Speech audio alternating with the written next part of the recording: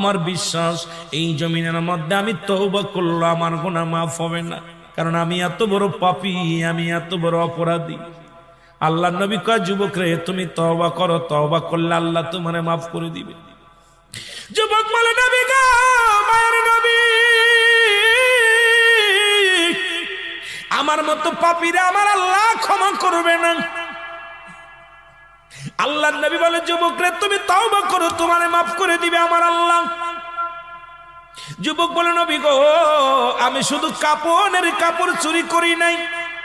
নবী গো, Mecca Medina অনেক দিন যাবত মানুষ মরে না, অনেক দিন যাবত মানুষ ইন্তেকাল করে না, আমিও কাপড়ের কাপড় চুরি করতে পারি না, আমার ব্যবসাটাও ভালো হয় না।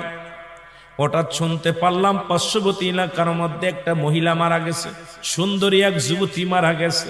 আমি দৌড়ায় গেলাম, নিজে তার জানাজায় শরীক হলাম, দাফনে শরীক হলাম। সারাদিন অপেক্ষা আছি কখন রাত নেমে আসবে, কাপড়ের কাপড় চুরি করব।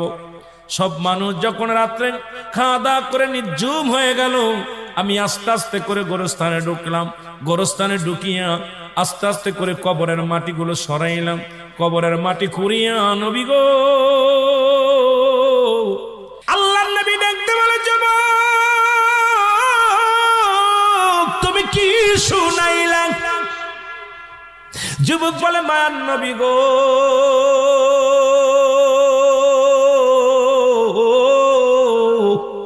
ও মায়ার নবী, যখন আমি নবী গো ওই মহিলার সঙ্গে ব্যভিচার করিয়া কাপড় তিনটা নিয়ে লাফ মেরে উঠলাম কবর থেকে, এমন সময় একটা আওয়াজ শুনতে পাইলাম, ডাকতে বলে, যুবক রে আজকে আমি তোরে বাধা দিতে পারলাম না, আজকে তোরে আমি ঠেকাইতে পারলাম না। ও যুবক, আমার সনে অন্যায় করলি, জীবনে কোনো বেগানা পুরুষ আমার জীবনে আসে নাই, আজকে তুই আমার সনে অন্যায় করলি, আমি আল্লাহর আদালতে মামলা দিলাম, আল্লাহ যেন কোনদিন তোরে ক্ষমা করে না। জোরে বল আল্লাহু আকবার।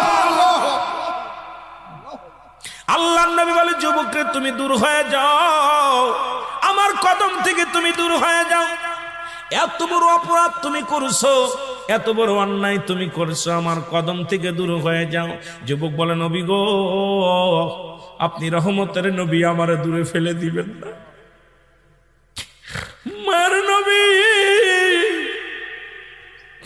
আমি শুনেছি আদম নবীর কাছ থেকে ঈসা নবী, ঈসা নবীর কাছ থেকে ইব্রাহিম নবী, ইব্রাহিম নবীর থেকে